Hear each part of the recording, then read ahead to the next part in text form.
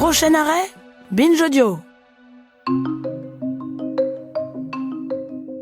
Froide, glaciale, tout ce qui se rapporte à la chaîne du froid sert à décrire Melania Trump. Si l'on ne connaît d'elle que ses yeux de chat et sa silhouette longiligne, l'ex-première dame réussit un exploit, passer d'un petit pays d'Europe de l'Est à la Trump Tower. Melania, first. I believe that it was the time that I tell my story and the truth. Connaissez-vous vraiment l'histoire de Melania Trump? It is a lot of misinformation and falsehoods written about me, and I want to put the record straight. 26 avril 1970, Novo Mesto en Slovénie. À l'intérieur d'une petite maison en toit rouge, Melania Knafs pousse ses premiers cris. Autour de son berceau, son père, Victor, garagiste et membre actif du Parti communiste, ce qui ne l'empêche pas de baptiser sa fille en secret. Sa mère, Amalija, est employée d'un fabricant de vêtements pour enfants. C'est elle qui donne à la jeune Melania le goût des beaux chiffons. Son enfance se déroule derrière le rideau de fer, et plus précisément dans un pavillon coloré à Zevnica, village de 5000 habitants réputé pour son concours de salami. Avec sa grande sœur Inès, Melania adore s'épuiser au hula-hoop ou tenir en équilibre sur ses patins à roulettes roses. Le clan Knafs est un pur produit de la classe moyenne. Ils vivent bien, partent l'été à l'étranger et sont toujours bien habillés. En 1987, le photographe de mode Stein Gerko repère Melania dans la rue. Du haut de son 1m80, la gamine de 16 ans affiche des mensurations de rêve. Et cette fois, le bruit des flashs est pour elle. L'adolescente abandonne ses études de design et d'architecture pour devenir mannequin. Nous sommes en 1991, la Slovénie est indépendante et le communisme s'est effondré.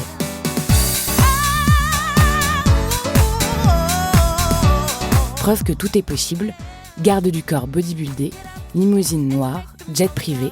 En 1993, Melania joue les premières dames de la mode, le temps d'un shooting photo. Assise sur un bureau ovale en carton-pâte, l'apprentie modèle réalise que la Slovénie est trop petite pour ses ambitions naissantes. Ni une ni deux, elle s'envole en Europe de l'Ouest. Et c'est un échec. Milan ne saisit pas sa beauté froide et Paris ne lui laisse aucun contrat prestigieux. Seul le magazine de charme Max, lui, ouvre ses pages. Quand on est une belle femme inconnue au bataillon, il faut se dénuder. En 1996, la Slovène débarque à New York où elle partage un appartement de la 14e rue avec le photographe Mathieu Attanian. Afin de favoriser une carrière à l'international, elle germanise son nom. Appelez-la Melania Knafs. Pendant que les jeunes de son âge vont en boîte de nuit, elle se distingue par une discipline de fer avec des séances de sport quotidiennes et une alimentation irréprochable. Et ça paye. Son visage apparaît sur grand écran à Times Square. Et tant pis si c'est dans une publicité pour des cigarettes Camel. More doctors smoke Camels than any other cigarette. Dans les salons remplis d'électroménagers et de meubles en rotin, déco typique des années 90, les Américaines tombent sur le minois de Melania en feuilletant Vogue ou Vanity Fair. Sauf que personne ne se souvient de son prénom. À contrario des Carla Bruni ou Naomi Campbell, Melania Knafs rate le coche des modèles superstars. Certains disent qu'elle manque de caractère, d'autres préfèrent parler d'un petit quelque chose en moins. 1998. La France remporte la Coupe du monde de football. Le scandale Monica Lewinsky défraye la chronique, mais il y a plus important. Dans un club fréquenté par les hommes fortunés de Manhattan, un mâle à la crinière blonde, au teint orangé et au compte en banque bien fourni, s'esclave bruyamment. C'est Donald Trump, le magnat de l'immobilier américain. Je travaille beaucoup, je suppose que j'ai de bonnes idées, en tout cas je l'espère. Il semble que je sois capable de les réaliser et c'est très amusant. Tout le monde le remarque, excepté la mannequin d'Europe de l'Est. Le gentleman autoproclamé l'intercepte aux toilettes où il lui demande son numéro. Elle refuse, mais il lui réclame le sien. Elle a 28 ans et lui 52. What did you say? I think he said... Give me your number immediately. I want your phone number. It was very crude, but Yeah. sometimes it works. It's just that easy? It's very direct. I want your phone number. Autre détail, il n'a pas encore divorcé de l'actrice Marla Marples. C'est le début d'une rom-com chaotique, marquée par des infidélités en série. À coups de bijoux et de promesses en l'air, Melania pardonne et s'installe en haut de la Trump Tower.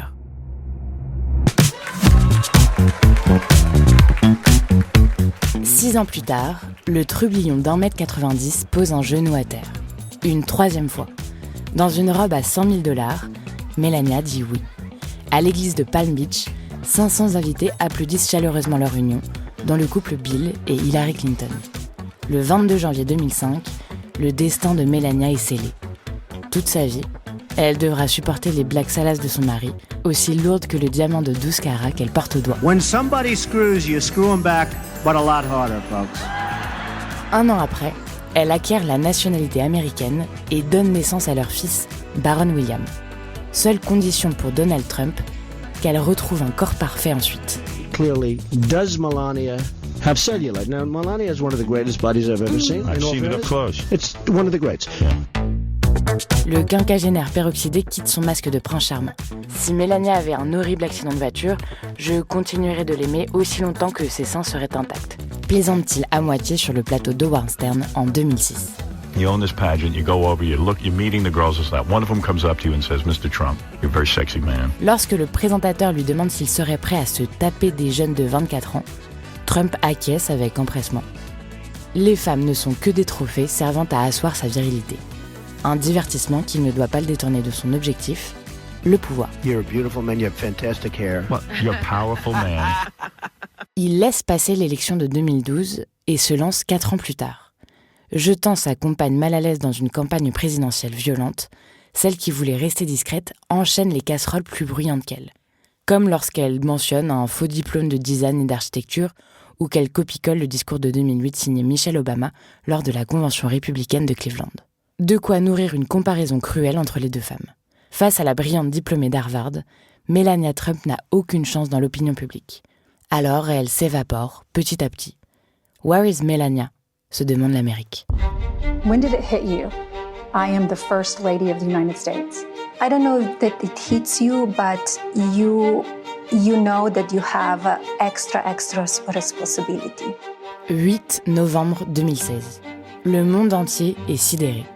À commencer par Melania Trump qui ne s'attendait pas à la victoire de son mari. Avant elle, personne à la Maison-Blanche n'avait été mannequin ou ne pouvait se targuer d'avoir posé nu. Une époque révolue pour celle qui abuse maintenant des tailleurs pastels. Elle le promet, elle sera une première dame traditionnelle et calme. Please raise your right hand and repeat after me. Tellement effacée que son époux l'oublie plusieurs mètres derrière lui à la cérémonie d'investiture. I, Donald John Trump, do solemnly swear. Melania Trump le sait, elle avance seule vers son destin. So help me God. Congratulations, Mr. President. Enfin presque. À des milliers de kilomètres, toute la Slovénie est installée devant son poste de télévision, attendant presque qu'elle cite les noms des habitants un par un. Sauf que Melania a tout oublié et regarde droit devant elle. Contrairement à Michelle Obama, Melania Trump n'a rien d'un animal politique et préfère jouer les mères poules avec son fils. Autre différence, elle n'est pas la femme d'un président normal. Le sien est d'extrême droite et complotiste. Résultat, les plus grands créateurs boudent ses mensurations de rêve. Un comble pour une femme sans cesse réduite à son physique. Visage figé, sourire factice, ces apparitions fantomatiques sont vivement commentées dans la presse people. Sur chaque photo, Melania semble mécontente et déboussolée. Dès que le président essaye de la prendre dans ses bras ou de l'enlacer, Melania le rejette comme le ferait une partie de l'Amérique. Sur les réseaux sociaux, le hashtag #FreeMelania émerge. Sous-entendu, il faut sauver la princesse des griffes du grand méchant loup. All he wants to, as he says, make America great again. He wants to make this country prosperous, safe for everybody. He wants to make American dream possible again. Si la première dame n'y connaît rien en nucléaire iranien, c'est elle qui gère l'image de Donald Trump. Après chaque prise de parole, Trump demande un feedback à sa femme. Tous les deux ont un point commun, ils sont obsédés par leur apparence. Sur le plan politique, Melania a une autre mission, mobiliser les femmes autour d'un homme misogyne et vulgaire. He is really a family man. He loves his family. He loves this country. and all he wants to build better and prosperous. Elle sert de filet de sécurité lorsque son mari est accusé d'agression sexuelle. Sa rhétorique reste la même, tout est de la faute des médias. Mainstream media branding him as a threat to democracy, calling him vile names, they only fueling a toxic atmosphere. Et il ne la rate pas lorsqu'elle se rend, en juin 2018, dans un camp d'enfants exilés à la frontière mexicaine. L'attention se porte sur sa veste Zara, floquée du texte « I really don't care. Do you ?» Message caché à son électorat ou simple coïncidence, une chose est sûre, la communication n'est pas son fort. En 2020, le couple Trump éteint les lumières de la Maison-Blanche. Melania échappe à un deuxième mandat, loin de Washington, son monde se rétrécit enfin. Sa vie sociale se résume à son fils, ses parents et son styliste. Parfois, elle sort dîner avec Donald le vendredi. Les autres jours de la semaine, le couple fait chambre à part et se croise à peine. Alors quand son mari remet une pièce dans la machine en novembre 2023, pas question de servir de caution glamour. Meeting électoral, gala de charité, sortie publique, tout se fait sans Melania. À peine accepte-t-elle quelques dîners confidentiels. En coulisses, l'ex-mannequin continue pourtant de soutenir le candidat républicain. Elle l'aide à perdre du poids et dynamise son allure. Malgré les révélations de la star du X Stormy Daniels et la condamnation pour agression sexuelle, Melania sort encore les griffes à la moindre critique faite à l'égard de son époux. Une chose est sûre, les médias paieraient cher pour être dans la tête de Melania. I'm an immigrant, and let me tell you, no one values the freedom and opportunity of America more than me. La sortie de son autobiographie était le dernier espoir de percer le mystère, et c'est raté. On apprend qu'elle déteste le poisson cru et qu'elle entretient une correspondance avec le roi Charles III, mais rien sur son couple ou ses idées politiques. Enfin presque, car elle lâche tout de même une petite bombe. Melania défend le droit à l'avortement, à rebours de son mari qui se vante plutôt d'avoir fait flancher l'arrêt Roe versus Wade. Est-ce là un cri d'indépendance ou une tentative stratégique de brouiller la position politique de Donald Trump ? Peu importe ce qu'on pense, Melania s'en fiche. L'ex-première dame ne veut pas plaire aux gens. Et c'est plutôt réussi. I came from a small town in Slovenia and then went to Milan, Paris, New York. And, you never know what can happen in life, right? Mm-hmm. We don't know the future. We don't know what will happen next year. So, here we are.